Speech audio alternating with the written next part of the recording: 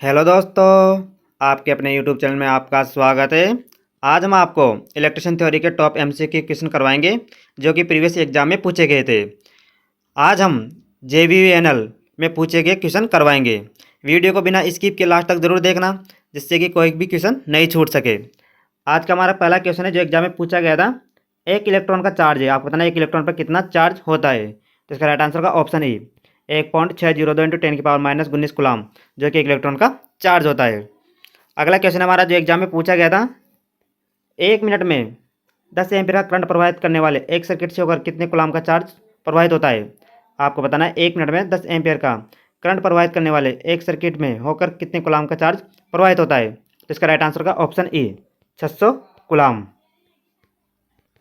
क्योंकि Q बराबर होता है आई टी। आपको ध्यान रखना Q बराबर आई टी होता है, तो आई का मान दे रखा है 10 एम्पियर और टी का मान दे रखा है 1 मिनट यानी कि 60 सेकंड। तो इसका राइट आंसर हो जाएगा 600 कुलाम। अगला क्वेश्चन हमारा जो एग्जाम पूछा गया था, भूरे हरे दूसर चमकीले लाल रंग का रजिस्टर होगा। आपको बताना है भूरे हरे दूसर चमकीले लाल रंग का रजिस्टर का मान कितना होगा। तो इसका राइट आंसर होगा ऑप्शन एक इज द राइट आंसर। 1.58 ओम इसका राइट आंसर होगा। अगला क्वेश्चन हमारा जो एग्जाम में पूछा गया था, निम्न डिवाइस में से कौन सा मुख्य रूप से प्रतिरोधी तापमान सेंसर और वर्तमान सीमित डिवाइस के रूप में उपयोग में किया जाता है। आपको बताना है निम्न में से कौन सी डिवाइस है जो कि मुख्य रूप से प्रतिरोधी तापमान सेंसर और वर्तमान सीमित डिवाइस के रूप में उपयोग किया जाता है। तो इसका राइट आंसर का ऑप्शन ई एनटीसी थर्मिस्टर का इसमें उपयोग किया जाता है। अगला क्वेश्चन हमारा, अगर 3 ओम के समान प्रतिरोध के 3 रजिस्टर को सीरीज में जोड़ा जाता है तो इसका समतुल्य प्रतिरोध क्या होगा।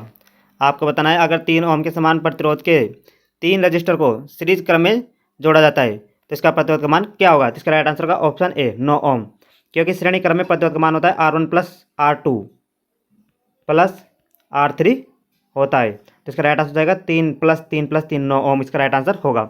अगला क्वेश्चन है जो एग्जाम में पूछा गया था, प्रतिदीप्ति की इकाई क्या है। आपको बताना है प्रतिदीप्ति की इकाई क्या है। तो इसका राइट आंसर होगा ऑप्शन डी लक्स। प्रतिदीप्ति इल्यूमिनस की इकाई लक्स होती है। अगला क्वेश्चन है, अगले क्वेश्चन के आगे बढ़ते हैं जो एग्जाम में पूछा गया था। वीडियो को बिना स्किप लास्ट तक जरूर देखना। हमारा अगला क्वेश्चन है, अगर कोयल का प्रतिरोध 15 ओम और कोयल का इम्पीडेंस 25 ओम है तो इंडक्टिव रिएक्टेंस क्या होगा। आपको बताना है अगर कोयल का प्रतिरोध 15 ओम है और कोयल का इम्पीडेंस 25 ओम है तो इसका इंडक्टिव रिएक्टेंस क्या होगा। तो इसका राइट आंसर का option C 20 ohm. 20 ohm is the right answer. अगला क्वेश्चन हमारा, अगले क्वेश्चन के आगे बढ़ते हैं। आग में इनमें से कौन सी उर्वरक में विद्युत उपकरण में कारण होने वाली आग शामिल है। आपको बताना है आग की इनमें से कौन सी उर्वरक में विद्युत उपकरण में के कारण होने वाली आग शामिल है। तो इसका राइट आंसर का ऑप्शन सी वर्ग सी इज द राइट आंसर। अगले क्वेश्चन के आगे बढ़ते हैं। अगला क्वेश्चन हमारा, एक स्टेप अप ट्रांसफार्मर में, आपको बताना है एक स्टेप अप ट्रांसफार्मर में मोडों का अनुपात होता है। आपको बताना है एक स्टेप अप ट्रांसफार्मर में मोडों का अनुपात कितना होता है। तो इसका राइट आंसर का ऑप्शन सी 1 से कम। स्टेप अप ट्रांसफार्मर में मोडों का अनुपात 1 से कम होता है, क्योंकि n का मान होता है N1/N2, तो इसके टर्नों का अनुपात होता है 1 से कम। अगले क्वेश्चन के आगे बढ़ते हैं। अगला क्वेश्चन हमारा, अगर किसी कंडक्टर में 40 कूलाम चार्ज 4 सेकंड से ज़्यादा समय तक प्रवाहित होता है तो करंट का मान क्या होगा। आपको बताना है अगर किसी चालक में 40 कूलाम चार्ज 4 सेकंड से ज़्यादा समय तक प्रवाहित होता है तो इसके धारा का मान क्या होगा। तो इसका राइट आंसर का option B 10 ampere. 10 ampere is the right answer, क्योंकि सी बराबर होता है Q/T। आपको ध्यान रखना है सी बराबर होता है Q/T। तो इसका राइट आंसर जाएगा 40/4 बराबर 10 एम्पियर इसकी धारा का मान होगा। अगले क्वेश्चन के आगे बढ़ते हैं। अगला क्वेश्चन हमारा, अगर किसी बैटरी का वोल्टेज 120 वोल्टेज है और चार्ज 2 कूलाम है तो हस्तांतरित ऊर्जा क्या होगी। आपको बताना है अगर किसी बैटरी का वोल्टेज 120 वोल्टेज है और चार्ज 2 कूलाम है तो हस्तांतरित ऊर्जा क्या होगी। तो इसका राइट आंसर होगा ऑप्शन ई 240 जूल, क्योंकि हस्तांतरित ऊर्जा का मान होता है वोल्टेज इंटू चार्ज या कूलाम। तो इसका राइट आंसर हो जाएगा 240 जूल। अगला क्वेश्चन है, प्रतिरोध का व्युत्क्रम है। आपको बताना है प्रतिरोध का व्युत्क्रम क्या होता है। तो इसका राइट आंसर का ऑप्शन बी कंडक्टेंस जो कि प्रतिरोध का व्युत्क्रम होता है। अगले क्वेश्चन के आगे बढ़ते हैं। अगला क्वेश्चन है जो एग्जाम में पूछा गया था, एक करंट प्रवाहित करने वाले कंडक्टर का क्षेत्रफल 10 वर्ग मीटर और इसकी लंबाई 1 मीटर है। अगर इसका प्रतिरोध 1 ओम है तो इसकी प्रतिरोधकता क्या होगी। आपको बताना है एक करंट प्रवाहित करने वाले कंडक्टर का क्षेत्रफल दे रखा है 10 वर्ग मीटर और इसकी लंबाई दे रखी है 1 मीटर। अगर इसमें प्रतिरोध 1 ओम है तो इसकी प्रतिरोधकता का मान क्या होगा। तो इसका राइट आंसर होगा option C 10 ohm. 10 ohm is the right answer, क्योंकि प्रतिरोधकता रो का मान होता है R × A/L। तो R का मान दे रखा है इसके अंतर्गत 1 1 ओम, और ए का मान दे रखा है 10 वर्ग मीटर, और एक एल का मान दे रखा है 1, तो इसका राइट आंसर हो जाएगा 10 ohm is the right answer. अगले क्वेश्चन के आगे बढ़ते हैं। अगला क्वेश्चन हमारा जो एग्जाम में पूछा गया था, सिलिकॉन परमाणु के सबसे बाहरी कक्षा में मुक्त इलेक्ट्रॉन होते हैं। आपको बताना है सिलिकॉन परमाणु के सबसे बाहरी कक्षा में मुक्त इलेक्ट्रॉन संख्या कितनी होती है, तो इसका राइट आंसर होगा ऑप्शन डी 4। इसके मुक्त इलेक्ट्रॉन संख्या 4 होती है, क्योंकि सिलिकॉन का परमाणु क्रमांक होता है 14। आपको ध्यान है 14 परमाणु क्रमांक होता है, तो पहले कक्ष में 2, अगले कक्ष में 8, फिर अंतिम कक्षा में 4 इलेक्ट्रॉन होते हैं, तो इसका मुक्त इलेक्ट्रॉन संख्या होती है 4। अगला क्वेश्चन है जो एग्जाम में पूछा गया था, एसी के औसत मान से आरएमएस मान के अनुपात को कहा जाता है। आपको बताना है एसी के औसत मान से आरएमएस के मान के अनुपात को क्या कहते हैं, तो इसका राइट आंसर का option C form factor. Form AC के औसत मान से आरएमएस मान के अनुपात को फॉर्म फैक्टर कहा जाता है, आपको ध्यान रखना है। अगला क्वेश्चन के आगे बढ़ते हैं। अगला क्वेश्चन है जो एग्जाम में पूछा गया था, इनमें से किस प्रकार का वाट मीटर सिर्फ एसी पर इस्तेमाल किया जाता है। आपको बताना है इनमें से किस प्रकार का वाट मीटर सिर्फ एसी पर इस्तेमाल किया जाता है, तो इसका राइट आंसर का option A induction type watt meter. Induction type watt meter जो कि एसी पर इस्तेमाल किया जाता है, आपको ध्यान रखना है इंडक्शन प्रेरण टाइप इन वाट मीटर। अगला क्वेश्चन है, एक साफ्ट ग्रेफाइट ब्रश का संपर्क क्षेत्रफल 5 वर्ग सेंटीमीटर है। अगर पदार्थ की current density 9 ampere per centimetre square है, तो इतने कितने करंट प्रवाहित कर सकता है। आपको बताना है एक साफ्ट ग्रेफाइट ब्रश का संपर्क क्षेत्रफल 5 वर्ग सेंटीमीटर है, अगर पदार्थ की current density 9 ampere per centimetre square है, तो ये कितना करंट प्रवाहित कर सकता है, तो इसका राइट आंसर होगा ऑप्शन ए 45 एम्पियर। 45 एम्पियर की धारा प्रवाहित कर सकता है।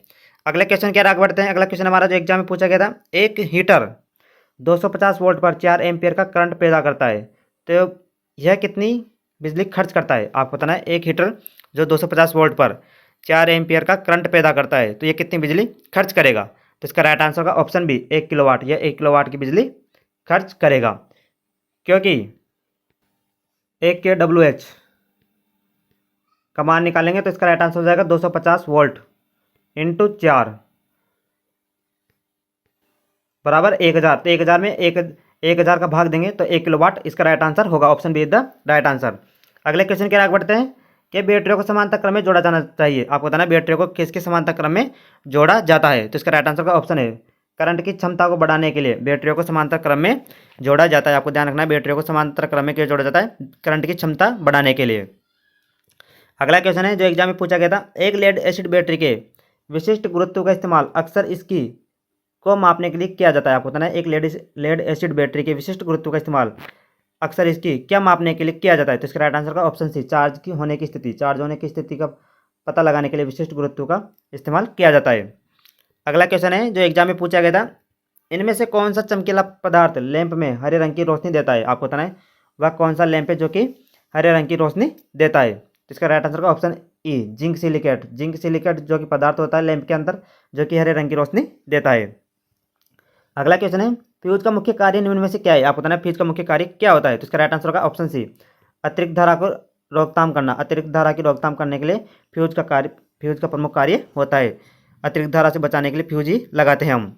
अगले क्वेश्चन के आगे बढ़ते हैं। अगला क्वेश्चन हमारा जो एग्जाम में पूछा गया था, लेड एसिड बैटरी प्लेट्स को मजबूती देने के लिए निम्न में से किस धातु का इस्तेमाल किया जाता है। आपको बताना है लेड एसिड बैटरी प्लेट्स को मजबूती देने के लिए निम्न में से किस धातु का इस्तेमाल किया जाता है, तो इसका राइट आंसर का ऑप्शन ई एंटीमनी। इसमें एंटीमनी का धातु का इस्तेमाल किया जाता है। अगला क्वेश्चन है, ब्रिज रेक्टिफायर के लिए न्यूनतम कितने डायोड्स की आवश्यकता होती है। आपको बताना है ब्रिज रेक्टिफायर के लिए न्यूनतम कितने डायोड्स की आवश्यकता होती है, तो इसका राइट आंसर का ऑप्शन बी 4 डायोड की। ब्रिज रेक्टिफायर के लिए हमेशा 4 डायोड की न्यूनतम आवश्यकता होगी। अगला क्वेश्चन हमारा जो एग्जाम में पूछा गया था, इलेक्ट्रिक लोहा के हीटिंग तत्वों को बनाने के लिए निम्नलिखित में से किस मिश्र धातु का उपयोग किया जाता है, तो इसका राइट आंसर का ऑप्शन डी नाइक्रोम। इसमें नाइक्रोम धातु का उपयोग किया जाता है। अगला क्वेश्चन है, निम्न में से किसे मापने के लिए थर्मोकपल का इस्तेमाल किया जाता है। आपको बताना है थर्मोकपल का इस्तेमाल किसे मापने के लिए किया जाता है, तो इसका राइट आंसर होगा ऑप्शन बी तापमान। तापमान मापने के लिए थर्मोकपल का उपयोग किया जाता है। अगले क्वेश्चन की ओर आगे बढ़ते हैं जो एग्जाम में पूछा गया था, निम्न में से किसमें ताप परिवर्तित होने पर प्रतिरोध में परिवर्तन नहीं होगा। आपको बताना है निम्न में से किसमें ताप परिवर्तित होने पर प्रतिरोध में कोई परिवर्तन नहीं होगा, तो इसका राइट आंसर का ऑप्शन डी मैग्नीन। मैग्नीन के ताप परिवर्तन होने पर प्रतिरोध में कोई परिवर्तन नहीं होता है। अगला क्वेश्चन क्या आगे बढ़ते हैं। अगला क्वेश्चन है हमारा, प्रतिरोधक किसका उदाहरण है। आपको बताना है प्रतिरोधक किसका उदाहरण है, तो इसका राइट आंसर का ऑप्शन डी ए व सी द्विपार्श्विक घटक व निष्क्रिय घटक। प्रतिरोधक जो कि द्विपार्श्विक घटक व निष्क्रिय घटक का उदाहरण माना जाता है। अगला क्वेश्चन है, परिपथ में धारा के प्रवाह के विरोध को क्या कहा जाता है। आपको बताना है परिपथ में धारा के परिपथ में धारा के प्रवाह के विरोध को क्या कहा जाता है? तो इसका राइट आंसर होगा ऑप्शन बी, रेजिस्टेंस। इसे हम रेजिस्टेंस कहते हैं। अगला क्वेश्चन हमारा जो एग्जाम में पूछा गया था, संधारित्व को कभी भी किस से कूटबद्ध नहीं किया जाता है? आपको बताना है संधारित्व को कभी भी किस में कूटबद्ध नहीं किया जाता है? तो इसका राइट आंसर होगा ऑप्शन ई, किलोफेरड। संधारित्व को कभी भी किलोफेरड में कूटबद्ध नहीं किया जाता। नैनोफेरड, माइक्रोफेरड, पिकोफेरड व फेरड में इसको हम संधारित्व को कूटबद्ध कर सकते हैं, लेकिन किलोफेरड में इसको कभी भी नहीं लिख सकते हैं। अगला क्वेश्चन है, केवीएल के अनुसार एक नेटवर्क के किसी भी बंद लूप में सभी IR ड्रॉप्स व EMF का बीजगणितीय योग सदैव क्या होता है? तो इसका राइट आंसर होगा ऑप्शन ए, शून्य। इसके बीजगणितीय योग हमेशा शून्य होता है। इसी के साथ आज की वीडियो हम यहीं समाप्त करते हैं। यदि आपको वीडियो अच्छी लगी हो तो हमारे चैनल को सब्सक्राइब जरूर करें तथा बेल आइकन को जरूर दबाएं तथा आगे भी वीडियो देखने के लिए हमारे चैनल पर बने रहें। इसी के साथ हम अपनी वीडियो को यहीं समाप्त करते हैं। धन्यवाद।